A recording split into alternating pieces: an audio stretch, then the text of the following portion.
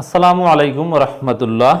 4 জানুয়ারি 24 যে কোনো সময় বিএনপির জন্য বড় সুখবর আসতে পারে। কত গুরুত্বপূর্ণ ইঙ্গিত দেখুন।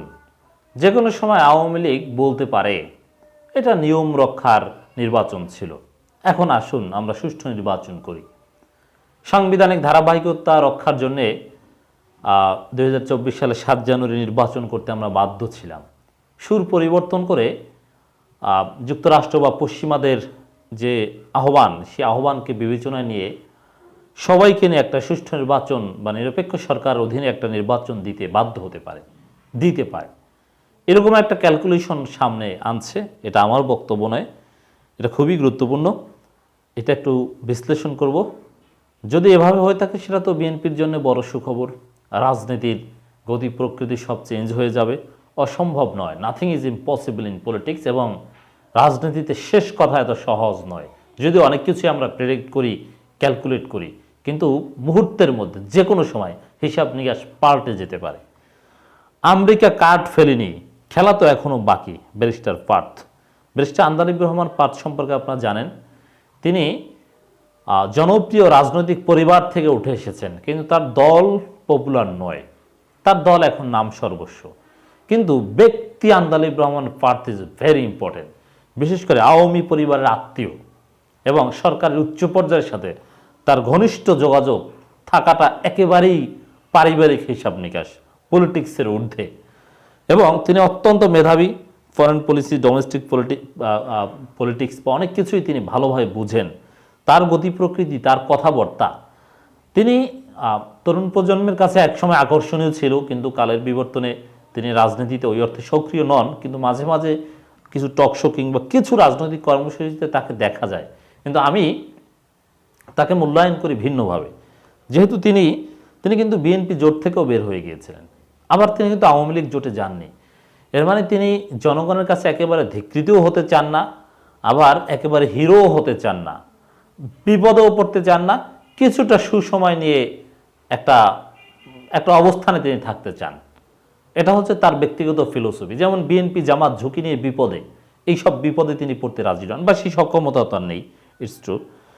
আবার আওয়ামী লীগে যে ওই বি চৌধুরী বা মাহিবি চৌধুরীর মতো জনগণের ধিক্কারের শিকার হবেন আওয়ামী লীগ বলায় গিয়ে, বা জনগণ থেকে হারিয়ে যাবেন, সেরকম বোকাও তিনি নন। যথেষ্ট স্মার্ট এবং মেধাবী ব্যারিস্টার আন্দালিব রহমান পার্থ। অতএব পার্থের যুক্তি, তার কথা, তার অবস্থান, তিনি কোন দিকে কি মোড় দিচ্ছেন, এটা কিন্তু রাজনীতিতে খুবই গুরুত্বপূর্ণ হিসাবে দেখতে হবে। তিনি ভালো কিছুর আশা বা ভালো কিছুর সম্ভাবনা না থাকলে সেদিকে যান না, বা কথা বলেন না, বা সামনে আসেন না। তিনি বিপদে পড়তে চান না, সহজ কথা। যাই হোক, ব্যারিস্টার আন্দালিব রহমান পার্থ তিনি বলেছেন আমেরিকা কার্ড ফেলেনি, খেলা তো এখনো বাকি। It's true. নির্বাচন হয়ে যাচ্ছে, এর মানে এই নয় যে সব কিছু শেষ। আসল খেলা তো নির্বাচনের পর। জাতিসংঘ বলেছে কথা বলবে নির্বাচনের পর। মার্কিন যুক্তরাষ্ট্র প্রতিবেদন তৈরি করছে, ইউরোপিয়ান ইউনিয়ন প্রতিবেদন তৈরি করছে, তারা রেজাল্ট দেবে নির্বাচনের পর।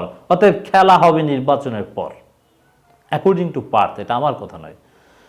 অতএব এই যে বিএনপি চুপ করে বসে আছে, বিএনপি হরতাল অবরোধ করছে না, জাস্ট লিফলেট বিতরণ করছে, কি এমনি করছে? এত দূর এসে এখন কি বিএনপি চুপসে যাবে?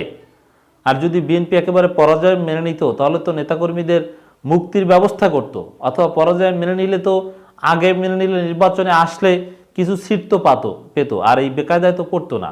অতএব বিএনপি বোকা না, এর মানে খেলা হবে নির্বাচনের পর, এবং সেই খেলাটা খেলবে যুক্তরাষ্ট্র কার্ড ফেলবে। এটাই হচ্ছে বিএনপির জন্য সুখবর। যে কোনো সময় এ ধরনের ঘটনা ঘটতে পারে। পার্থ যেরকম বলার চেষ্টা করেছেন। বাংলাদেশ জাতীয় পার্টি বিজেপি সভাপতি ব্যারিস্টার আন্দালিব রহমান পার্থ বলেছেন আওয়ামী লীগ জানে যে তারা আনপপুলার, ভোটের মাঠে প্রতিদ্বন্দ্বিতা হবে না। 2014-তে নির্বাচন নেই, 2018-তেও হয় নাই, কিন্তু ক্ষমতায় থাকতে হবে, এই জন্য সর্বোচ্চ ক্ষমতা অপব্যবহার করে টিকে আছে। অনেকের ধারণা আওয়ামী লীগ যুক্তরাষ্ট্রের বিরুদ্ধে, এজন্য আওয়ামী লীগ বার্গেইন নিচ্ছে। আসল কথা হচ্ছে আমেরিকা কার্ড ফেলেনি, খেলা তো এখনো বাকি আছে। That's true, I do agri. দেখেন, এখানে আমেরিকা কি চুপসে গেছে? না, আমেরিকা তো কিছুই করেনি। আমেরিকা কি করেছে? তারা আহ্বান জানিয়েছে, যা বলার সেটা বলেছে, এখন শোনেনি। না শুনলে কি করবে সেটা কি করেছে? না, মার্কিন যুক্তরাষ্ট্র কোনো পদক্ষেপ নেয়নি। ঢালাওভাবে আমেরিকার বিরুদ্ধে আওয়ামী লীগের সর্বোচ্চ পর্যায় থেকে বলা হচ্ছে। আমেরিকা এখানে নির্ভর, চুপ। বিএনপি যেরকম রহস্যজনকভাবে চুপ, ওরকম আমেরিকাও চুপ। এর মানে কি? সামনে বলবে, সব কিছু রেকর্ড রাখছে। সম্প্রতি তিনি একটা বেসরকারি টেলিভিশনের সমসাময়িক রাজনৈতিক টকশোতে অংশ নিয়ে সব কথা বলেন। ব্যারিস্টার পার্ট বলেন, আমি মনে করি এখনও আওয়ামী লীগের কাছে অনেক কার্ড আছে। আমেরিকা তো কার্ড ফেলেনি। কালকেই যদি এই হিসাবটা সবচেয়ে ইম্পর্টেন্ট, এবং আমি এর সাথে একমত। কালকেই যদি কার্ড ফেলে, বিশেষ করে যুক্তরাষ্ট্র যদি 10 জনের নামে, দেখেন এটা খুবই গুরুত্বপূর্ণ, যুক্তরাষ্ট্র যদি 10 জনের নামে স্যাংশন, ট্রেড বন্ধ, সেনাবাহিনীকে জাতিসংঘ মিশনে নিষেধাজ্ঞা দেয়, তাহলেই বুঝবেন আওয়ামী লীগ তখন কি করে। এখন এই যে কয়েকটা নাম বললেন, ব্যক্তি পর্যায়ে স্যাংশন, ট্রেড স্যাংশন, বিশেষ করে গার্মেন্টসের উপর একটা পদক্ষেপ, এবং জাতিসংঘ কোনো পদক্ষেপ নেবে, এই তিনটারই সমূহ সম্ভাবনা রয়েছে। এই যে জাতিসংঘ যেটা বলেছে যে নির্বাচনের পর তারা কথা বলবে, বা জাতিসংঘের আহ্বানগুলো আগে, বা জাতিসংঘকেও কিন্তু প্রতিপক্ষ বানিয়েছে আওয়ামী লীগ। যুক্তরাষ্ট্রের বিরুদ্ধে যেরকম বলেছে, জাতিসংঘের বিরুদ্ধেও বলেছে। জাতিসংঘের তীব্র সমালোচনা করেছেন ওবায়দুল কাদের এবং আওয়ামী লীগের নেতারা, এবং জাতিসংঘের বক্তব্যের প্রতিবাদ লিপিও পাঠিয়েছে পররাষ্ট্র মন্ত্রণালয়। এর মানে যে এই পদক্ষেপগুলো আসতে পারে। তখন আওয়ামী লীগ কী করবে যদি আসে? এখন পর্যন্ত যা হচ্ছে তাতে আওয়ামী লীগের জন্য কোনো বেকায়দার কিছুই ঘটেনি, কিন্তু এই যে কয়েকটা বিষয় পাঠ বলেন, এগুলো হতে পারে। তিনি বলেন, বর্তমানে আওয়ামী লীগের বডি ল্যাঙ্গুয়েজ দেখে মনে হয় যুক্তরাষ্ট্র কিছুই করতে পারবে না। এটির উদাহরণ হচ্ছে, খালি কলসি যেমন বাজে বেশি, ঠিক তেমনি 7 তারিখে নির্বাচনের পর নিষেধাজ্ঞা আসা শুরু হলেই আওয়ামী লীগ বলবে সংবিধানের নিয়ম রক্ষা স্বার্থে এটি নির্বাচন করা হয়েছে, নির্বাচন নিয়ে প্রশ্ন থাকলে আবার নির্বাচন করা হোক।